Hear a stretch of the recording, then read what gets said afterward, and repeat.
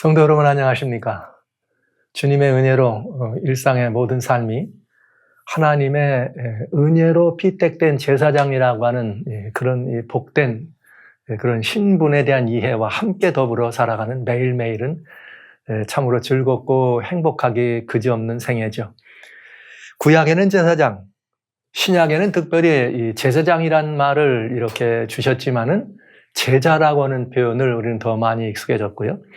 어쩌면은 이 제자들이라는 삶은 모든 그리스도인에게 주어진 삶이지만 또 특별히 이렇게 제사장이 유대인들 가운데서 부름받은 것처럼 또 성도들을 섬기고 교회를 섬기도록 부름받은 사람들을 모두가 다 통칭해서 또 제자라고 하는 표현을 쓰는 것을 우리가 보게 됩니다. 그래서 우리 신약에 와서는 이 제사장이란 칭호가 구약에 익숙해 있던 것이 신약에 와서는 좀 익숙한 경험이 아니지만 온필칭 모든 그리스도인들은 제사장이라고 하는 이 사실을 생각하면서 우리들의 하루하루가 구약의 성소제도를 살펴보는 이 시간 동안만이라도 제사장 문제를 좀 깊이 상고하고 생각해보는 시간이 되었으면 좋겠습니다.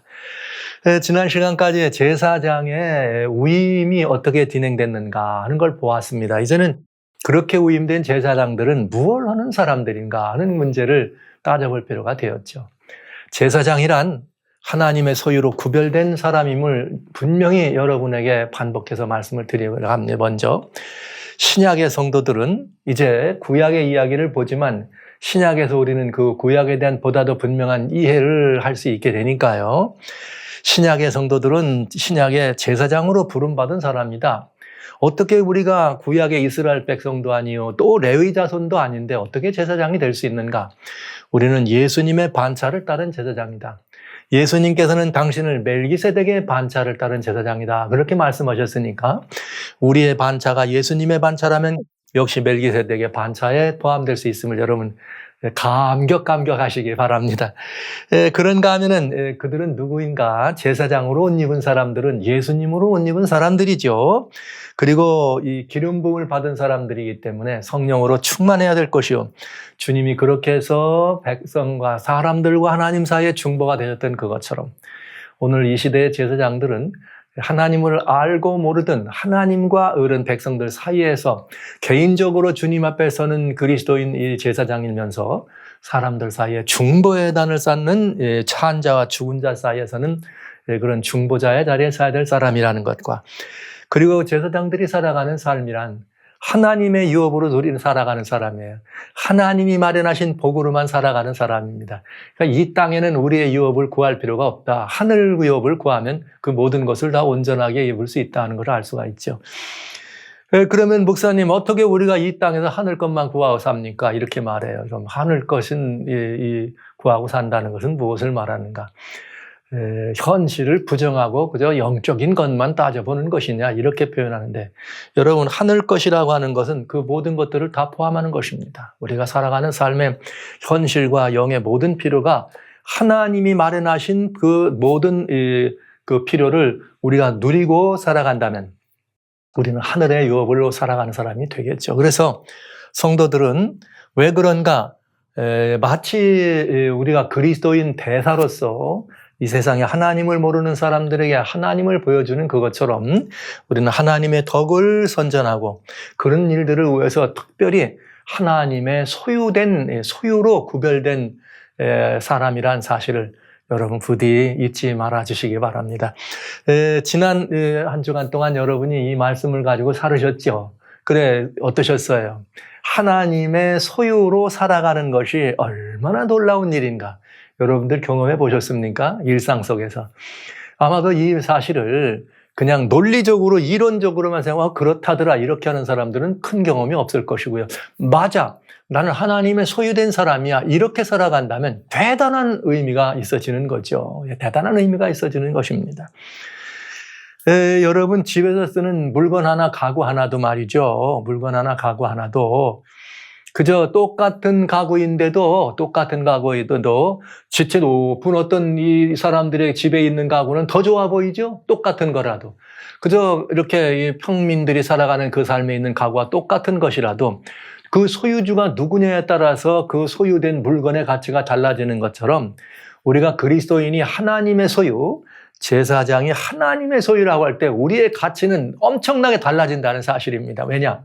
이렇게 해보시기 바랍니다. 나는 하나님 거니까. 네. 하나님 거니까. 하나님 말씀 시편에 이런 아름다운 말씀이 있어요. 시편 특별히 92편에 보면은 그저 제가 그냥 넘어가면 좀 아까워서 이 말씀은 좀 읽어드리고 싶습니다. 우리는 하나님의 소유가 되면 어떤 일이 벌어지는가 이렇게 됐네요. 여호와의 집에 시편 92편 13절에 여호와의 집에 심겼으며 우리 하나님의 궁정에서 흥왕하리로다. 할렐루야. 여러분 이런 것입니다. 하나님의 집에 심겼으니까 하나님의 소유죠. 하나님의 집에 섬겼는데 하나님의 집 심겼기 때문에 흥왕하고 그 안에서 더 많은 이것들을 누릴 수 있음을 설명해 주고 있습니다. 저는 오늘 이 시대, 어려운 시대라고 얘기하고 마지막 때를 바라보는 이 시대의 하나님 백성들이 하나님의 소유가 되어서, 다른 누가 아니라 하나님의 소유가 돼서 하나님의 것으로 하나님이 마련하신 것으로 일상의 삶을 복되고 충족하고 멋지고 근사하게 누가 봐도 부러움의 대상, 누가 봐도 시기의 대상이 될 만큼 살아간 그런 경험들이 있었으면 좋겠어요. 마지막 시대에 가장 필요한 그리스도인의 삶의 모습이죠. 자, 이것이 제사장이라고 하는 신분, 그들이 가진 매우 놀라운 제사장의 놀라운 특권들이었습니다. 이제는 그렇게 위임된 제사장은 어떤 일을 하는 사람들인가? 제사장이 섬겨야 될 그 직무, 제사장이 섬겨야 될 그런 사역, 그 봉사는 무엇을 말하는가 하는 걸 좀 살펴볼 필요가 됐네요. 그것도 아주 중요한 일이니까요. 그래서 제사장이란 무엇을 하는 사람들인가 하는 이 말씀으로 오늘 이 시간 또 한번 우리 제사장들의 직무와 봉사를 좀 따져보도록 하겠습니다. 물론 지난 시간에 제사장 하면은 하나님의 율법을 맡고 하나님만을 전적으로 섬기는 사람이다. 또 이런 하나님의 말씀을 신탁받은 사람이다. 이렇게 말했지만 특별히 제사장은 누구냐? 민수기 18장 5절로 7절에 말씀하신 것처럼 이와 같이 너희는 성소의 직무와 단의 직무를 지키라. 제사장의 가장 중요한 역할은 어떤 것이었는가? 그는 이 제도라고 말하면 성소제도고요. 하나님의 집이라고 말하면 성소는 하나님의 처소죠.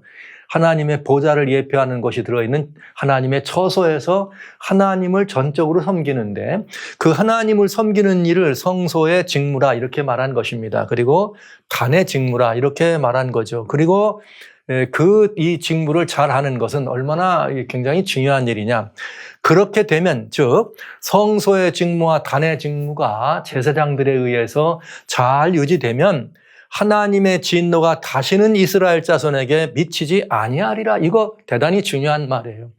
이 성소의 직무를 다시 말하면 완성하면 어떻게 될까요? 하나님의 진노로부터 벗어나는 사람이 되겠죠. 그것처럼 이스라엘의 모든 운명은 이 성소와 아주 직결되어 있다는 사실을 우리는 알게 되는 것입니다. 그리고 이 성소와 이런 그 직무의 일은 누구에게 맡겨졌느냐? 이스라엘 자손 중에서 너희 형제 레위인을 취하여 내게 돌리고, 그래서 레위 사람들은 하나님께 속한 사람이에요. 제사장들은 누구라고요? 하나님의 소유된 사람이라 그랬잖아요. 내게 돌리고 하나님께 속하지고 그 다음에 너에게 선물로 주어 회막의 일을 하게 하였느니라. 레위 자손은 하나님께 소유된 사람들이었고 대신 뭘 했느냐? 이들을 하나님이 또 어떻게 너희에게 선물로 주어서 회막의 일을 하게 하더라. 이렇게 된 것입니다. 이 회막의 일이 성소의 직무와 단의 직무가 되겠습니다. 그러니까 제사장은 물론 여러 가지 다양한 이런 그 삶의 변방에서 일이 있을 수 있지만 무조건 성소와 직무와 단의 직무가 제사장의 메인 직무였다. 이렇게 하시면 되겠습니다. 그 다음에 여기 또 너와 내 아들들은 단과 장안의 모든 일에 대하여 제사장 직분을 지켜 섬겨라. 그러니까 단은 뜰에 있는 일이죠. 단이라고 하는 말은 뜰에 있는 번제단이 있고 그 다음에 또 장안이라는 말은 성막 안을 말하는 거예요. 그래서 여기 휘장 안에 있는 여러 가지 일들에 대해서 제사장의 직분을 하도록 그렇게 되어 있었네요. 여기 이렇게 우리는 놀라운 제사장을 향해 주신 역할이 무언지를 분명하게 되어 있습니다. 그리고 또 보세요. 내가 제사장의 직분을 너희에게 선물로 주었은즉. 그래서 우리는 어떤 사람들인가? 제사장이란 말은 하나님이 주신 이 성소와 직무와 이 단을 뭘 받은 사람이 하늘로부터 선물로 위임받은 사람들입니다.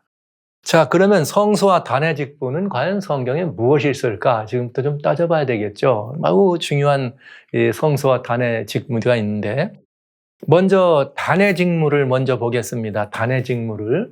단의 직무는 단이라고 하는 말은 번제단이기 때문에 이 제사를 의미한다. 그래서 단의 직무는 곧 뭘 말하느냐? 제사의 직무라는 것을 여러분에게 말씀드릴 수가 있네요. 그러면서 제일 먼저 출애굽 29장에 이 제사장으로 위임을 할 때도 그렇게 했지만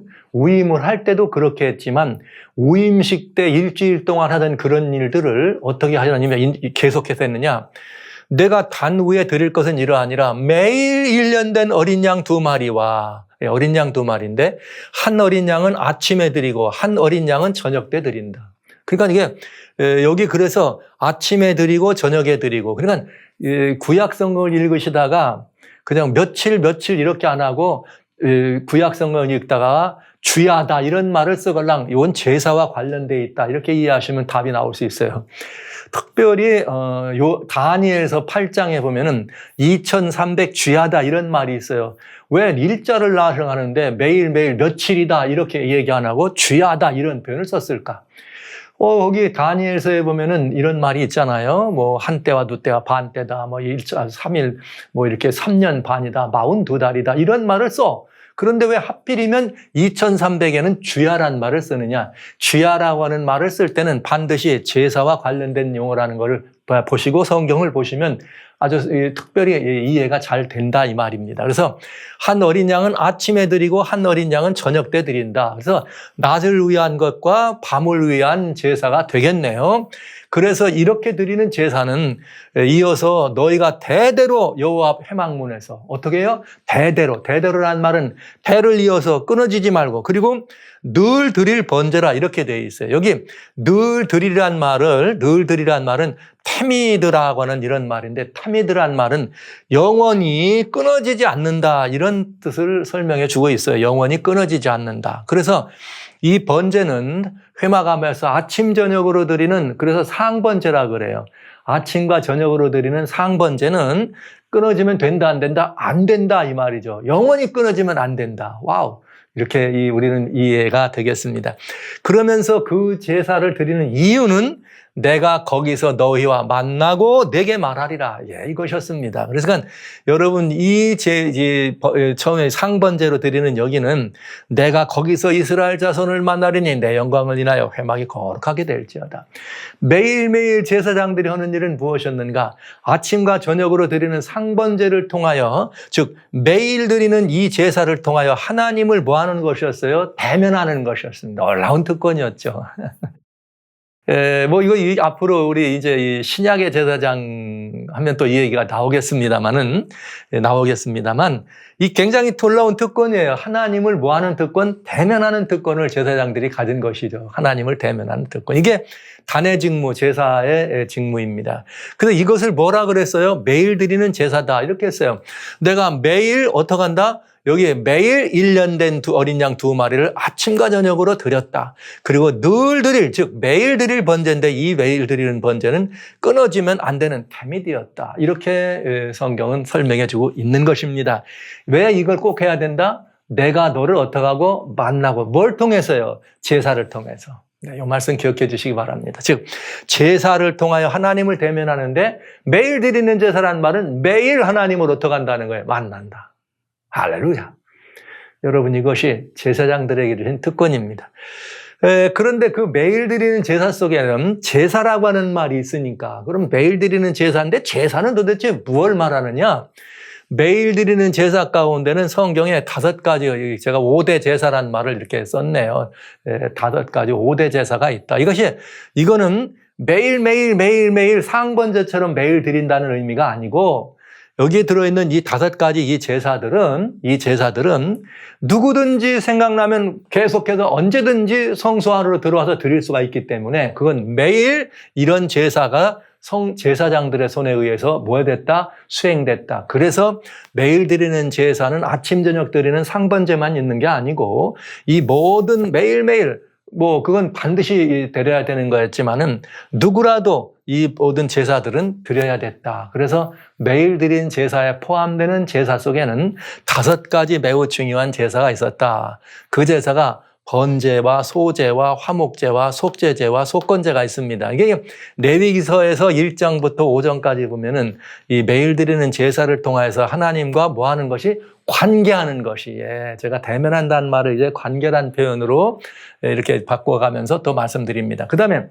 또 매일매일 제사장들이 하는 일이 또 3번째 또 있어요. 다시 말씀드려요. 첫 번째는 아침과 저녁으로 제사장들이 상번제로 그건 아주 규칙적으로 끊어지면 안 되는 제사였고, 그 다음에 백성들이나 제사장들이나 누구라도 임금이라도 하나님께 나아갈 때 그들이 매일 어떤 때든지 뭐 한 번이든 2번이든 아니면 뭐 어떤 일은 한 달에 한 번일 수 있지만은 사람들이 많으니까 그것이 매일 많은 제사들이 드려질 거 아니에요? 어디서? 성소 안에서. 성소 안에서 일상에 드려지는 5가지 제사가 있다. 그리고 또 있어요. 여기 매일 드리는 제사라고 하는 또 3가지, 3번째는 뭘 볼 수 있느냐. 이거는 단회 직무는, 제사는 단회 직무였는데 요거는 성소의 직무 속에 포함되겠습니다. 그러니까 성소의 직무도 매일 드리는 제사다. 왜? 꼭 여러분 제사를 드린다 그러면 양만 잡아드리는 것이 제사가 아니에요. 염소만 드리는 게 제사가 아니고 그 안에서 섬겨드리는 다양한 것들이 다 제사입니다. 예배가 되는 거죠. 그래서 여러분 이 레위기서에 보면은 그리스도인들이 하나님께 자신의 소득의 10분의 1을 구분해 드리는 11조라고 하는 헌금 얘기가 나옵니다. 여러분 그것도 제사예요.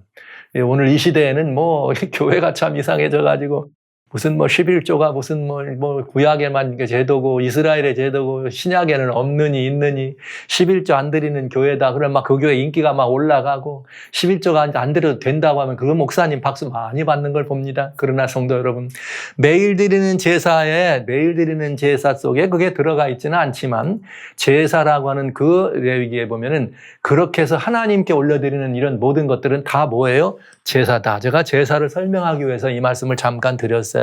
그러니까 여러분 대단히 중요한 의미인데 그건 어디의 직무냐? 성소의 직무예요. 제단의 직무가 아니고 성소. 성소에서 제사장은 또 무엇을 했느냐? 맨날 제사만 드리는 일이냐? 아니다. 이런 일도 했습니다.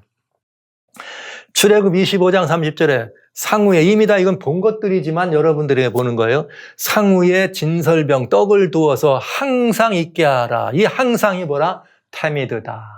끊어지면 안 된다는 거예요. 그래서 매일 드리는 것입니다. 그러니까 제가 매일 드리는 것이지만 매일 드리는이라고 하는 타미드의 의미를 여기다 제사를 붙여서 이렇게 이해하면 훨씬 더 내용이 편하고 쉬워져요. 왜 하나님께 올려드리는 건 모든 것이 다 무엇입니까? 제사니까. 그래서 진설병 떡은 항상 하나님 앞에 진설해야 됐다. 그래서 타미드다. 매일 드리는 자. 그 다음에 이 출애굽 27장에 이번에는 감나무로 쪄낸 순결한 기름을 등불을 위하여, 즉 등대입니다. 등불은 4개로 가져가고 끊어지지 말고 등불을 켜되 어떻게 해야 되느냐? 증거궤 앞 회장 밖에서, 즉 회막이고 성소의 첫간입니다. 증거궤 앞 회막에서 여기 성소의 첫간에서 저녁부터 아침까지 항상 여호와 앞에 그 등불을 어떻게 하라? 간검하게 하라. 그러니까 이것도 뭐예요? 항상이니까 타미드. 끊어지면 된다 안 된다? 안 되는 것이에요. 진설병 떡이 항상 진열해 있는 것처럼 등대에 촛불의 등대도 꺼지면 안 되는 것이었습니다. 그럼 그것뿐이냐? 아니다. 또 있죠. 그 다음에 또 30장 8절에 또 저녁 때 등불을 켤 때 살을 찌니 이 향은 너희가 대대로 여호와 앞에서 끊지 못할지며. 이건 뭐냐? 분향단이에요. 황금 금양단에 있는 분향단에 분향을 할 때 향은 늘 무슨 일이 하느냐? 등불을 켤 때 사르는데 이 향은 너희가 대대로 여호와 앞에 끊지 못할지니라. 그래서 이건 뭐가 되는 거예요? 태미드. 끊어지면 안 되는 것입니다. 그러니까 제사장들이 끊어지면 안 된다고는 여기 이 매일 드리는 제사라는 말의 의미는 끊어지면 안 되는 것이다. 그러니까 이건 뭘 말하는 거예요? 대단히 중요한 항상 해야 될 아주 이 사명이요, 직무라는 거죠. 그래서 그러면 그것만이냐? 아니다. 그렇지 않다. 또 있어요. 뭐냐? 여러분 아시는 것처럼 레위기 6장의 12절에 보면은 처음에 이스라엘 백성들이 아론과 이런 아론과 그 아들들을 데려다가 뭘 하는가 하면은 제사장으로 위임을 합니다. 지난번에 보신 것처럼 제사장으로 위임을 할 때 이 제사장의 위임을 하는 그날 하나님께서 뭐가 나오느냐? 단의 불을 태웠어요. 단의 불을 살렸는데 그 단의 이 불을 살린 그 불은 하나님이 주신 불입니다. 그래서 단 위의 불은 항상 피워서 꺼지지 않게 하라. 그래서 항상 꺼지지 않는 이 제단의 불입니다. 그러니까 다 있네, 그죠? 다 있어요. 들어가면 번제단의 불은 꺼지면 안 되고, 그 다음에 회막 안으로 들어가서 첫째 칸 회막 안에 들어가서 떡이 있는 진설벽등은 항상 있어야 되고, 그 남쪽에는 등불이 있는데 등대의 등은 항상 켜져 있어야 되고, 그 다음에 휘장 앞에 정면에 있는 금향단에 있는 분향단의 분향불은 항상 꺼지면 안 되는. 이렇게 되니까 여기 성소의 직무 가운데 제사장이 해야 될 일이 있어요. 항상 끊어지면 안 되는 제사들이 있다. 그러면 여기 이것들은 다 무엇을 의미하는가? 이런 것들은 이제 우리 다 또 앞으로 보도록 하고, 앞에서 이미 진설병 떡이나 황금 등대나 분향단은 다 보았기 때문에 이것의 의미는 이미 여러분들이 이해하시고 계신 것이죠. 그러나 이것이 이제 신약의 제사장들에게는 어떤 의미가 있을까? 우리 한번 따져보는 시간 갖도록 하겠습니다. 이것들은 항상 끊임없는 제사를 하나님께 드려야 되는, 항상 끊어지면 안 되는 것들입니다. 제사장들에게. 그래서 매일 드리는 제사와 관련돼서 항상 끊어지면 안 되는 매일 드리는 제사가 있고, 이번에는 또 뭐가 있느냐? 연중 섬기는 제사가 있어요. 제가 이건 제의라 그랬어. 왜? 제사로 드려지는 것만이 아니라 거기에 포함되는 다양한 또 다른 이런 의식들이 있기 때문에 제사를 포함한 제의로 제가 표현했는데, 이거는 뭐냐? 7가지 이스라엘 백성들에게 하나님이 구속의 이치를 설명해 주기 위해서 주신 매우 중요한 뭐가 있었는가? 절기들이 있었다고 하는 것입니다. 그런데 연중에 제의를 섬기는 직무인데 이것이 레위기 23장에 들었어요. 뭐라고 되어 있느냐? 여호와께서 모세에게 가라사대 이스라엘 자손에게 고하여 이르라 너희가 공포하여 성회를 삼을, 모일이죠. 컨보케이션, 성회는 모이는 거예요. 여호와의 절기는 축제입니다. 절기는 오늘날로 말하면 이 명절이에요. 명절은 이런데 뭐냐? 첫째, 엿새 동안은 일할 것이요 일곱째 날은 쉴 안식일이니 성회라. 자, 매일 드리는 거는 매일매일 그런 일을 한 것입니다. 그런데 엿새 동안 그런 일을 한 다음에 제7일 일주일 만에 제7일이죠. 제7일 안식일에는 뭐하라? 쉬어라. 그리고 성회로 모여라. 이렇게 돼 있는 거예요. 그 다음에 엿새 동안, 그래서 너희는 무슨 일인지 하지 말고 너희 안에 거하되 각 처에서 지킬 여호와의 누구라? 안식일이다. 여러분 기억해 주시기 바랍니다. 안식일은 여호와의 안식일이에요. 이 말은 안식일은 하나님의 날입니다. 이게 대단히 중요한 거예요. 하나님의 날이란. 자, 그 다음에 기한에 미쳐 너희가 공포하여 성회를 삶은 여호와의 절기는 이러하니라. 기한에 미쳤다는 말은 이제 때를 정해서 절기란 뜻이죠. 절기로 하나님의 삶을 여호와의 절기는 이러하니라. 그러면서 이 절기가 봄이라고 하는 계절과 가을이라는 계절 두 절기로 나눠져 있습니다. 사실은 그냥 그 절기 시작이 그래서 그렇지 봄, 가을이라기보다는 이제 앞에와 뒤를 구분하기 위해서 그냥 편의상 나누는 것이에요. 7개 절기가 있습니다. 7개 절기가 있는데 레위기 23장 5절에 보면 1월 14일은 여호와의 유월절입니다. 그 다음에 23장 6절 이달 즉 정월 15일은 여호와의 무교절입니다. 이스라엘의 날짜는 이때 성경 시대는 저녁부터 시작해서 아침이 되니 이렇게 시작돼요. 그러니까 하루의 시작은 아침 해가 뜨면서부터가 아니라 저녁에 해가 지면서부터가 되는 거죠. 그러니까 14일 저녁은 여호와 유월절이요. 15일이란 말은 오늘 우리가 생각한다면 15일이 시작되는 저녁이고, 그러니까 14일이 저녁부터 시작해서 저녁에 해가 맞춰지는 저녁이 되겠죠. 그러면 여호와의 유월절이고 15일은 무교절이다. 그 다음에 23장 10일은 여기 무교절이요 7일 동안 아무것도 하지 말고 이날은 성회로 모여라. 안식일이란 말이죠. 성회로 모이라는 말은. 그러니까 이걸 보고 절기 안식일이라고 하는 거예요. 그런 다음에 23장 11절에 그 절기 안식일이지만 15일이에요. 15일. 이튿날에 흔들 것이며 흔들었다. 이것을 요제라 그래요. 그래서 1월 15일 이튿날이면 1월 16일이 되겠네요. 그 1월 16일 날은 단을 하나님 앞에 흔들었다. 그래서 요제일이라고 했습니다. 그런 다음에 23장 15절로 16절에 안식일 이튿날 곧 너희가 요제로 단을 가져온 날부터, 즉 요제일이죠. 요제일부터 7 안식일의 수요를 세워라. 그러니까 7 안식일이니까 7, 7이 49. 그래서 7, 7이 49를 채우고 제7일 안식일 이튿날 합 50일을 계수하여 세소제를 드려라. 그래서 51일 만에 드리는 성회라 그래서 오순절이라는 말을 쓴 것입니다. 오순절이다. 이렇게 해서 여기에 1월 14일, 15일, 16일 그리고 여기 뭐가 되느냐 50일을 세면은 3월 5일이 되겠네요. 이스라엘 하루 이날이 30일이니까 3월 5일은 오순절이다. 이게 이제 그냥 춘절기로 이렇게 묘사를 한 거예요. 그 다음에 가을 절기가 있다. 이제 가을이 여름이 지나면서 가을 절기가 오는데 뭐 가을 절기도 아니에요. 그러나 추수와 관련이 있기 때문에 가을 절기라는 표현을 쓰면 되겠네요. 가을이죠. 계절로는 가을이 되니까 여기다 이게 원로는 7월이니까. 그러나 레위기 23장 24절에 보면 이스라엘에 구하라 7월 곧 그달 1일로 안식일을 삼으라. 그러니까 7월 1일도 안식일이에요. 다시 말씀드려요. 이것을 절기 안식일이다. 그런데 이날은 무슨 날이냐? 나팔을 불어 기념하라. 그러니까 나팔을 불었다 그래서 그날을 나팔절이라 이렇게 말했어요. 나팔절 안식일이다. 무슨 나팔을 불었느냐?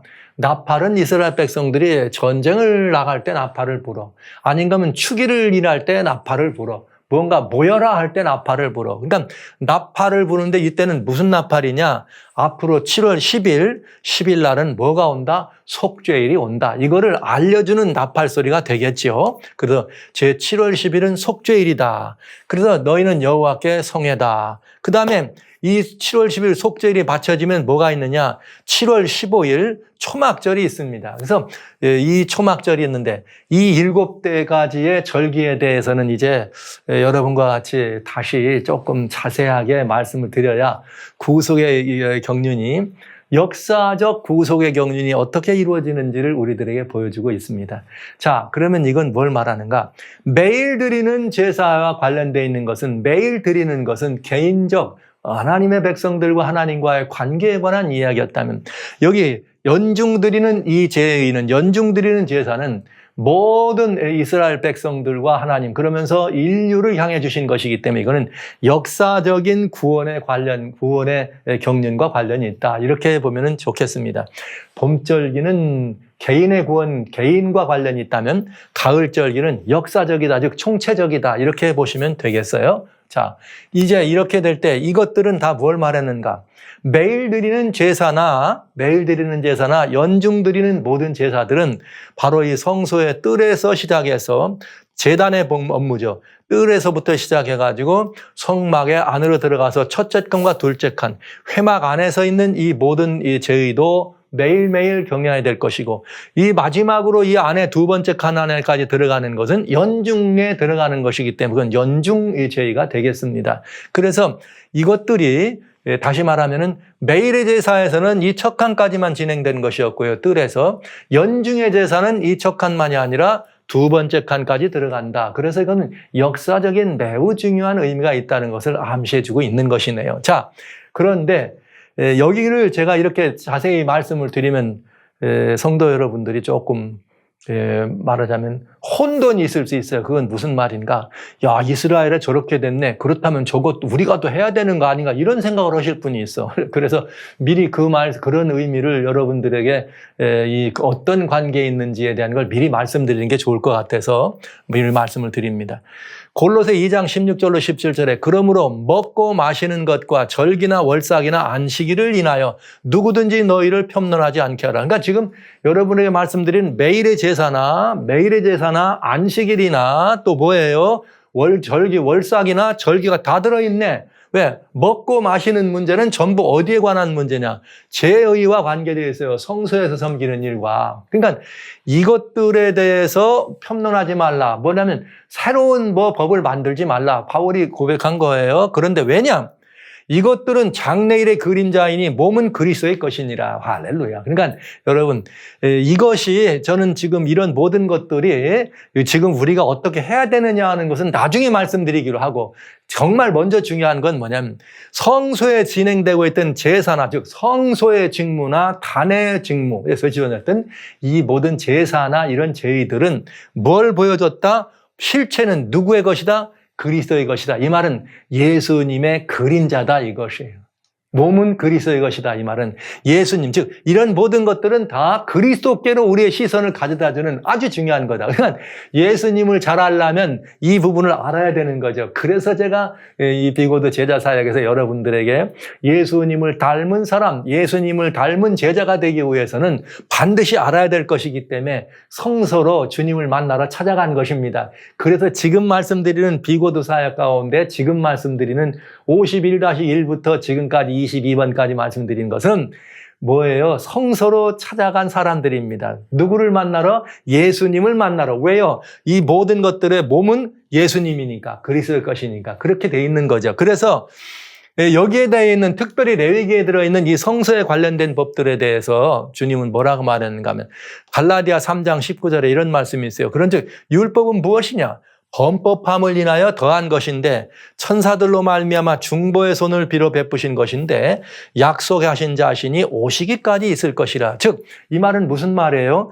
약속의 자손인 예수님이죠. 예수님이 오실 것까지를 이것들은 존재한다는 이유는 예수님이 오시는 것을 뭐하고 있다? 보여주고 예표하고 사람들의 관심과 시선을 예수께로 꽂아 이렇게 말하자면 돌리도록 했다. 이런 말인 것입니다. 그래서 이 말씀을 다른 말로 요약하면 이렇게 요약이 될 수 있습니다. 무슨 요약이냐?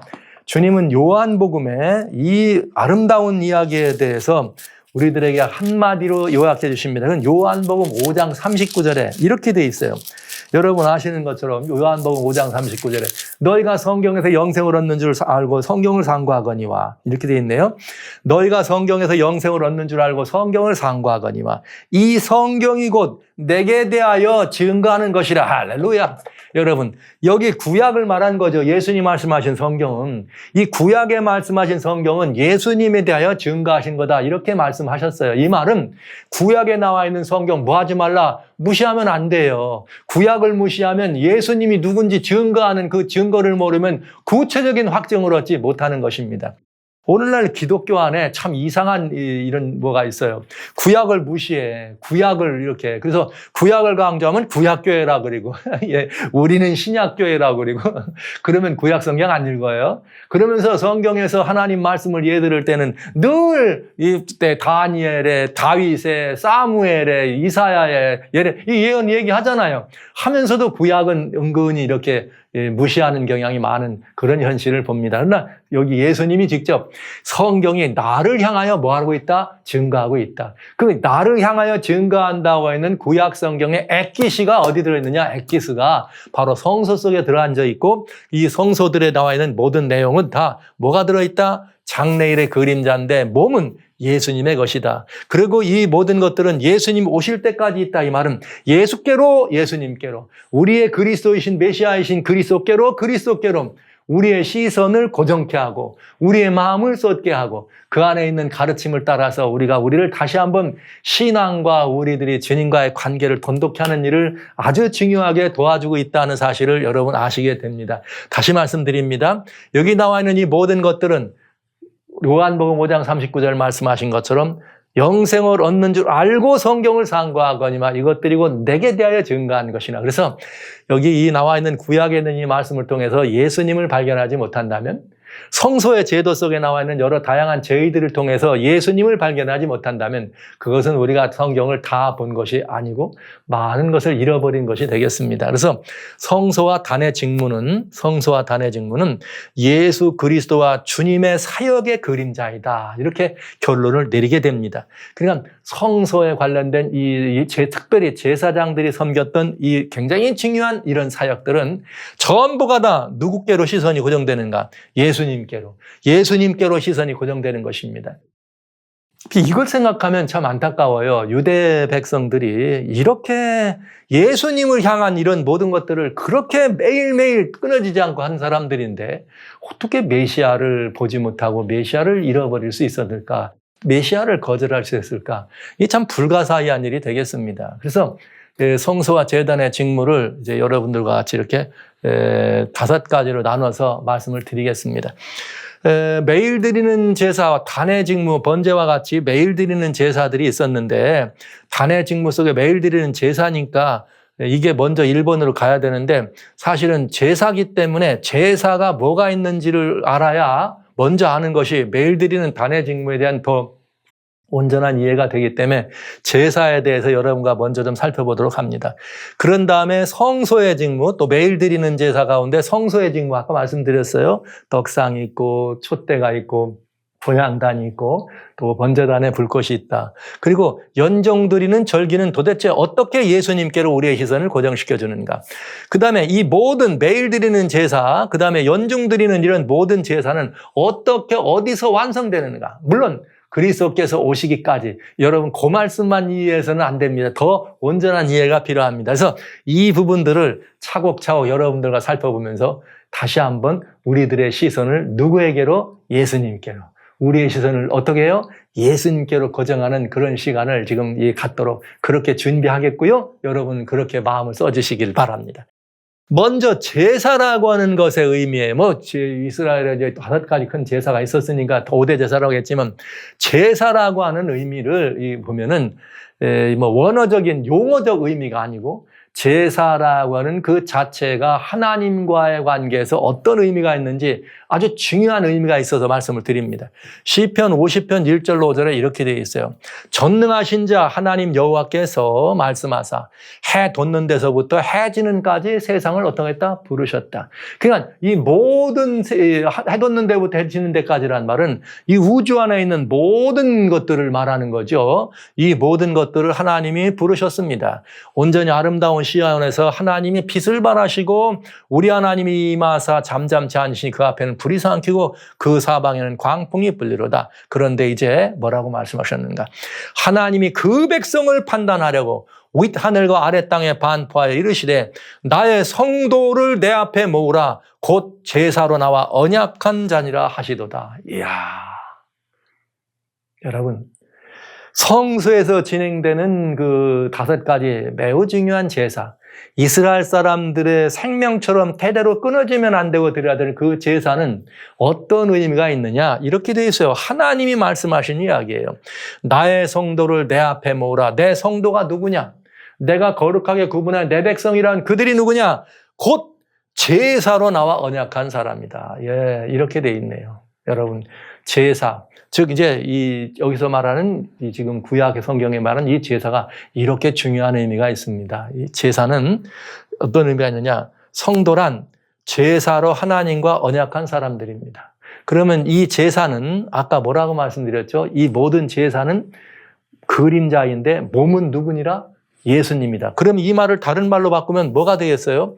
이 성도란 그리스도로 말미암아, 즉 제사니까 제사로 하나님과 언약한 사람이니까 예수님으로 말미암아 하나님과 뭐한 사람이에요? 언약한 사람이에요. 이렇게 되는 것이죠. 그래서 이스라엘에 말씀했던 이 5가지 제사, 성소에서 드리는 제사는 예수님의 그림자였다. 그런데 그 제사는 어떻게 돼 있는가? 이렇게 나눠질 수가 있네요. 제사의 형식에 따라서 두 가지, 번제냐 소제냐가 나눠질 수 있고, 그 다음에 제사를 드리는 목적에 따라서 화목제와 속죄제와 속건제가 있다. 이렇게 보시면 5가지 제사를 이렇게 우리가 구분해 볼 수가 있겠습니다. 그래서 여기에 제사, 희생제, 제사의 형식에서 번제가 있고 소제가 있어요. 그런데 이 번제와 소제는 레위기 1장과 2장에 따로따로 한 장씩 차지에 들어가 있고요. 화목제는 레위기 3장, 속죄제는 레위기 4장, 속건제는 레위기 5장입니다. 그러니까 제가 여기 자세하게 이런 말씀을 이게 한 번은 드릴 것입니다만은 성도님들이 레위기 1장부터 5장까지는 한번 쭈루룩 읽어보시면 참 좋겠어요. 지난 시간에는 제가 출애굽기 29장에 나온 말씀을 자세히 한번 읽어보시라 그러는데, 이번에는 레위기 1장부터 레위기 5장까지라면 자세히 읽어보시면 굉장히 중요한 예수님의 그림자를 보실 수가 있겠습니다. 그런데 특별히 번제는 어떤 제사를 우리들에게 갖다 줬느냐? 번제는 형식이라 그랬어요. 무슨 형식이냐면 희생제물에 대한 형식이에요. 즉, 피 흘림이 있는 제물이냐, 그거에 따라서 피 흘림이 있는 제물은 번제로 이렇게 드려지는 것이, 원래 번제는 burning이니까 태워드린다는 그런 의미고, 소제도 역시 태워드리는 이 제사가 속에 들어가지만 제물이 다르다 이 말이에요. 제물이 번제는 뭐냐? 생축이에요. 즉 송아지가 있고 양이 있고 염소가 있다. 때로는 비둘기도 있다. 때로는 이렇게 우리는 그런 이야기를 볼 수가 있네요, 성경 속에. 그래서 제사 형식에 피 흘림이 있는 제사와 피 흘림이 없는 제사가 있어요. 고운 가루. 벌써 좀 약간 의미가 다르죠. 그런데 금방 지금 성서를 저하고 살펴보셨기 때문에 이거 감으로 이거 뭘 의미한다 이러면 금방 아실 수 있을 거예요. 왜? 이 제사는 뭐의 그림자다? 예수님의 그림자라 그랬어요. 그럼 피 흘림이 있다. 그다음에 피 흘림이 없다. 없는데도 제물이 모든 제물은 누구를 의미한다? 예수님을 의미하는데, 그러면 이게 뭘 말할까? 이미 여러분 보셨잖아요. 우리 진설병 떡상을 할 때는 뭘 한 것이에요? 이렇게 고운 가루를 드렸던, 그건 조금 지나가서 말씀드리겠고요. 피 흘림이 있다와 없다를 떠나서 번제와 소제가 달라집니다. 그러면 제사가 목적에 따라서 어떤 의미가 있느냐에 따라서 드려지는 게 다르다. 근데 제사 가운데 화목제는 말 그대로 화목하는 거죠. 하나님과 우리 사이의 관계가 화목되기 위해서 하는 것이 아니라 화목된 그 관계 안에서 드려지는 제사입니다. 화목제란 화목을 위해서 드려지는 것이 아니라 화목된 관계 안에서 드려지는 것이다. 특별히 여기 나와 있는 이 3장의 제사는, 그렇다면 그건 뭐냐? 하나님의 은혜에 대한 반응으로 드려지는 것이 화목제사다. 이렇게 이해해 주시면 되겠습니다. 그 다음에 속죄제란 뭐냐? 하나님과 죄인 사이의 관계가 반드시 이 속죄 제사를 통하지 않고는 관계 회복이 와요 안 하죠. 아까 뭐라 그랬어요? 모든 성도들은 어떻게 제사로 하나님과 어떻게 됐다? 언약했다 그랬잖아요. 그러니까 언약했다는 말은 내가 죄인이면은 하나님과의 관계에 단절이 와 있어. 그러면 내가 하나님 앞에 죄를 용서받기 위해서 나가는 것이 뭐예요? 속죄제예요. 그래서 죄사함을 위해서 속죄제를 드리면 하나님께로부터 죄 용서함을 받아. 죄 용서를 받았다는 말은 하나님과 우리 사이의 관계가 의로운 관계다 이런 뜻입니다. 바른 관계다, 좋은 관계다 이런 뜻이에요. 자, 그런데 하나님과 죄인 사이의 관계가 회복됩니다. 그럼 관계가 회복됐으면 회복되는 걸로 끝나나요? 그렇지 않죠. 뭐가 또 필요해? 어쩌다 보면은 또 깨질 수 있고 어쩌다 보면 또 자빠질 수 있잖아요. 그래서 이 회복된 관계가 혹 잘못돼가지고 아주 떠나면 안 되지만은 하나님과의 관계가 회복됐는데도 불구하고 내가 좀 또 다른 뭔가 부족함이 있거나 잘못된 것이 있을 때 그 관계를 지속적으로 유지하기 위해서 드리는 제사가 있는데 그것이 속건제다. 이렇게 이해하시면 5가지 제사에 대한 이해는 여러분 끝난 것입니다. 성경은 다 읽어보시면 그 내용이 많이 들어있는데 여러분들이 이제 제가 이렇게 잠깐 조금 더 자세하게 이 말씀을 드릴 거예요. 그러나 미리 제사의 의미를 말씀드리는 것은 이 의미를 이해하시고 레위기를 보시면 훨씬 내용이 이해가 빨라지기 때문에 여러분들의 미리 이 말씀을 드렸습니다. 여러 제사에 관한 여러 가지 많은 이야기들이 있어요. 많은 이야기들이 있는데 여기 요 세 가지는 제사의 목적과 의미가 하나님과의 관계라고 하는 매우 중요한 그 안에서 드려지는 은혜 안에서 하나님께 은혜를 우리가 감사하는 마음으로. 그러니까 제사가 무조건 다 이렇게 속죄만 있는 거 아니에요. 감사하는 마음으로 드려진 우리 다양한 일이 있잖아요. 그 다음에 그런가 하면 하나님과 우리 사이의 관계는 돌이켜야 될 관계가 있어요. 그때는 속죄제를 드리는 거예요. 즉 회개한다. 그럴 때는 뭐가 들어가는 거예요? 반드시 속죄제에 이런 포함되는 얘기가 되겠죠. 그러나 믿는 사람도 늘 믿었다가 넘어질 수 있어요? 있지요. 그럼 또 뭘 해야 돼? 회복해야 안 됩니까? 그럴 때는 속죄제를 드리는 것이 아니라 속건제라고 하는 제사를 드리는데, 속건제도 제사의 내용은 속죄제와 같습니다. 그러나 의미가 다르다 이거예요. 왜? 관계 안에 있는 사람이 속건제를 드리는 거지, 하나님과 관계 밖에, 즉 속죄제를 통해서 관계가 회복되지 않은 사람이 속건제를 드리는 것은 아니다. 이걸 미리 말씀을 드립니다. 더 자세히 보겠습니다만 이거를 다른 말로 설명드리면 이렇게 해서 말씀드릴 수 있어요. 예수님이 잡히시던 밤에 제자들 앞에 이렇게 제자들을 위해서 수건을 허리에 동여매시고 물대야를 가지고 발을 씻어줘요. 베드로가 너무 놀랐어요. 너무 놀래가지고 주여 어떻게 내 발을 씻습니까? 내 발을 못 씻습니다. 그랬더니 야, 내가 너하고 발 안 씻으면 너 나하고 상관없다 이렇게 말했어요. 그랬더니 그럼 내 발만 씻지 말고 주여 내 목욕도 해주세요. 아니야, 이미 목욕한 사람은 발만 씻으면 돼 이렇게 말씀하시네. 굉장히 중요한 이야기를 우리는 거기서 들을 수가 있었습니다. 그런데 그 중요한 이야기를 들을 수 있었다고 했는데 그게 뭘 의미했느냐? 너는 이미 목욕했잖아. 목욕했단 말은 새롭게 하나님께 씻음을 받은 존재예요. 하나님과 관계가 회복된 관계. 그러나 살다 보면 넘어지고 죄악이 관영한 세상에서 살다 보면 넘어지고 깨질 수 있잖아요. 그러니까 너는 발만 닦으면 돼 해가지고 관계를 지속적으로 유지하게 되는 거죠. 발 안 닦아도 안 돼. 그런데 제사의 종류를 이렇게 설명하고 있네요. 속죄제다, 속건제다. 근데 이거는 말하자면 목욕하는 제사라면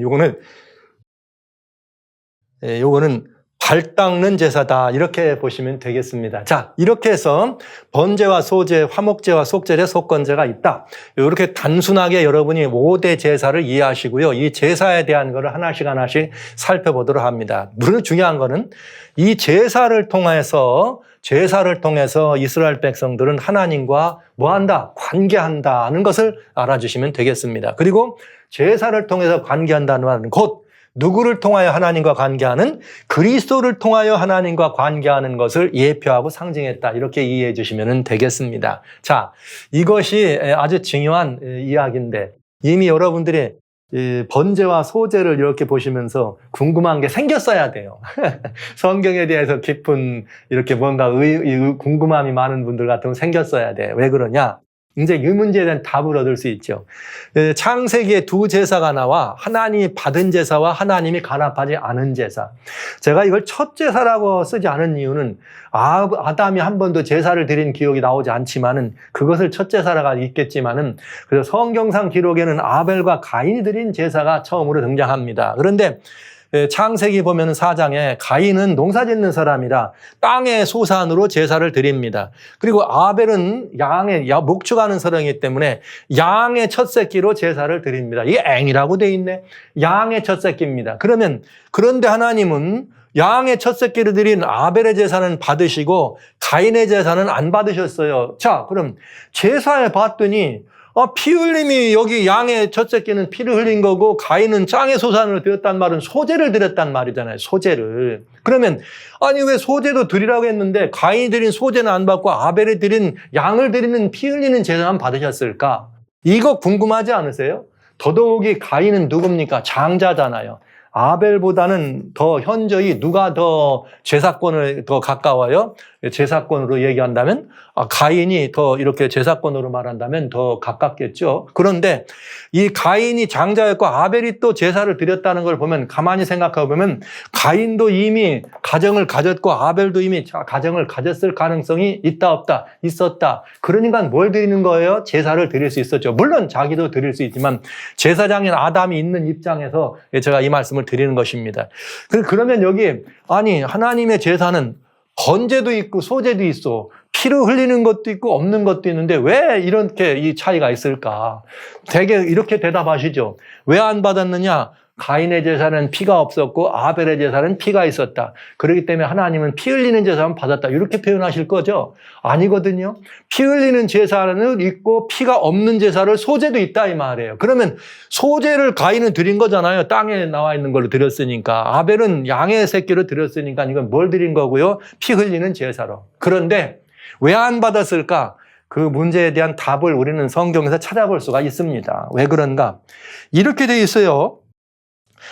이 가인이 자기 제사를 안 받으니까 분해서 안색이 연락하지 않으니까 안에 분했습니다. 그랬더니 6절에 여호와께서 가인에게 이르시되 창세기 4장 6절에 너 왜 분하고 너 왜 이렇게 이 안색이 안 좋아? 이렇게 말하니까 가인이 있다가 뭐라고 하냐면 아니 그렇잖아요.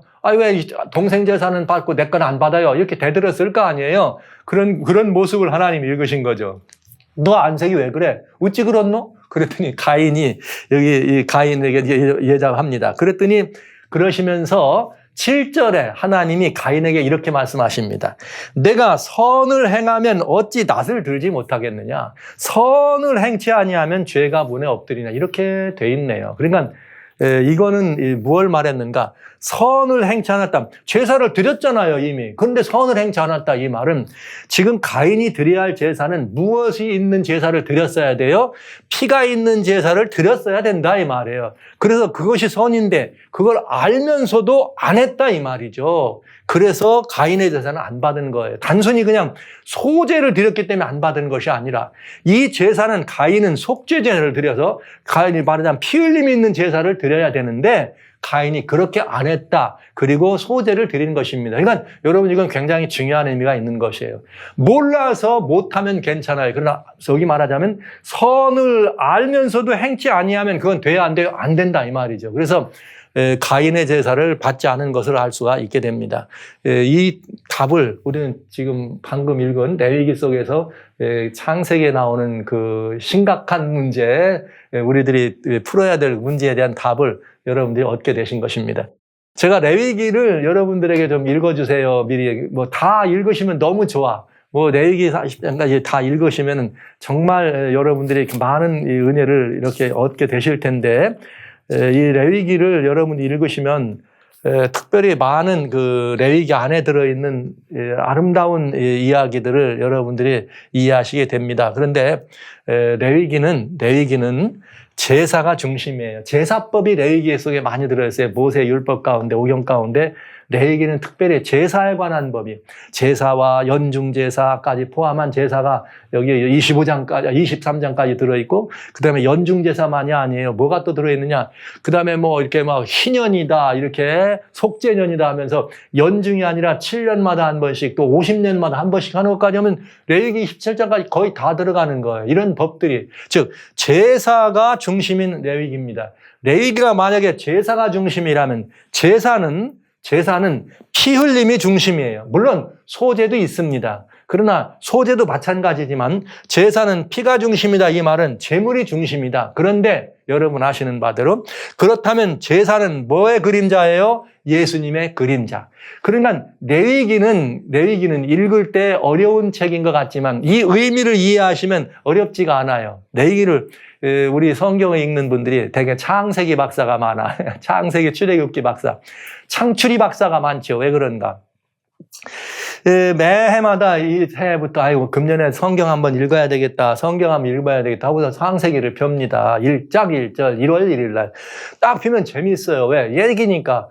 이게 얘기 창조의 얘기부터 쭉 부조들의 얘기 나오니까 너무너무 재미있어. 창세기는 슬렁슬렁 잘 읽어. 그다음에 출애굽기는 모세의 이야기를 하면서 이스라엘 백성들이 싹 나오는 얘기니까 출애기 끝까지는 잘 읽다가 출애기 중반기에 나가면 뭘 짓고 못 만들고 뭘 짓고 못 만들고 뭘 짓고 못 만들고부터 질리기 시작하다가 레위기 딱 들어왔더니 양 드리고 소 드리고 염소 드리고 양 드리고 소 드리고 염소 드리고 피 흘리고 잡고 죽이고 이것만 계속되네. 똑같은 얘기가 계속되는 것 같네. 그래가지고 지쳐가지고 그때 성경은 그만 어렵도다 하고 덮는 경우가 많죠. 그래서 그리스도인 가운데 대부분은 창세기 박사고 그다음 두 번째는 뭐냐 창출이 박사가 많습니다. 그리고는 또 이게 어려우니까 에이 시편이나 읽자 그러고 시편 읽다가 에이 신약이나 읽자 그래가지고 잘하시면 신약을 한 번쯤 읽거나 이렇게 읽는데 신약은 또 스토리가 아니고 이렇게 굉장히 많은 이야기들보다는 매우 중요한 사상과 의미가 있기 때문에 좀 어렵도다 이런 얘기가 있죠. 근데 여러분 레위기부터 성경 통독하는데 막히기 시작해요. 레위기부터. 근데 레위기가 막히는 이유는 요 의미를 모르셔서 그래요. 레위기는 제사가 중심입니다. 제사는 제물이 중심이에요. 제주도 물론 필요하지만은 그 제물인데 특별히 피가 중심이다. 피가 중심이라고 하는 말은 제사는 누가 중심이다? 예수님이 중심이고 예수님이 그 그림자다. 제가 다시 말씀드려요. 피라고 했지만 제사 속엔 소제도 있다는 것 꼭 명심해 주시기 바랍니다. 그 제사도 마찬가지지만 대개 레위기의 제사는 소제는 설명드릴 때 앞에 나오지만 그 뒤에는 전부 피 흘리는 제사가 주종을 이루기 때문에 제가 피가 중심이라는 말씀을 드렸습니다. 그래서 제사는 그리스도의 그림자다. 5대 제사는 그리스도의 그림자다. 이거를 여러분들이 이렇게 꼭 기억해 주시고 그러면 이제부터 5대 제사 가운데 이제 첫 번째 번제부터 자세히 살펴볼 필요가 있게 되겠습니다. 자, 이제 5대 제사를 여러분의 말씀드리면서 다시 강조합니다. 제사로 언약한 하나님과 제사로 언약한 사람이 성도들이다. 제사로 언약했단 말은 제사의 핵심이 피요. 피에는 누구를 의미한다? 예수님을 의미한다. 그러니까 예수 그리스도로 말미암아 언약된 백성이 성도라 이 말이에요. 간단해요. 그러니까 레위기 제사를 여러분이 이해하실 때 여기에 나오는 제사를 드리는 제주들은 제사장들이에요. 여러분들이 제사장이니까 제사장들이에요. 근데 그들이 다루는 것은 다 제물들입니다. 근데 이 제물들은 피가 있든지 없든지 누구에 대한 예표예요? 예수님에 대한 예표다. 그러니까 여러분 지금부터 이걸 볼 때 양 잡았다, 소 잡았다, 양 잡았다, 소 잡았다, 염소 잡았다, 무슨 뭐 비둘기 드렸다, 무슨 가루 드렸다 이런 얘기 나올 때 이야 예수 그리스도가 이렇게 많이 이렇게 드려지는구나 이걸 보시고 레위기를 읽으시면 레위기가 감칠맛이 나는 그런 이 복음 중에 복음인 것을 또 한번 살펴보시게 되겠습니다. 자 이제 저희는 이 레위기의 이야기를 들어가면서 예수님의 그림자로 되는 5가지 제사를 조금 구체적으로 한 번 더 번제부터 시작해서 5가지 제사를 조금 구체적으로 한 번 더 살펴보는 시간을 갖도록 그렇게 하겠습니다. 예수 그리스도 구약이라 그래서 예수님이 없는 게 아니에요. 구약의 중심도 역시 예수님입니다. 그리스도가. 여러분 꼭 기억해 주시면서 우리들이 제사장이란 이 직분을 기억하시면서 구약의 제사들이 다양한 제사를 드렸다 이 말은 즉 예수님과 관계했다는 것을 여러분이 꼭 기억하시면서 일상의 삶이 그리스도신 예수님과의 깊은 관계 속에서 이루어지게 되시고 성도의 이름이란 제사로 즉 예수님으로 말미암아 하나님과 언약된 백성임을 꼭 기억해 주시면서 이번 한 주일 동안 여러분 우리의 삶에서 드려지는 다양한 제사의 중심이 예수님이 계시도록 하는 그런 삶을 한번 살아주시기를 간절히 소원합니다.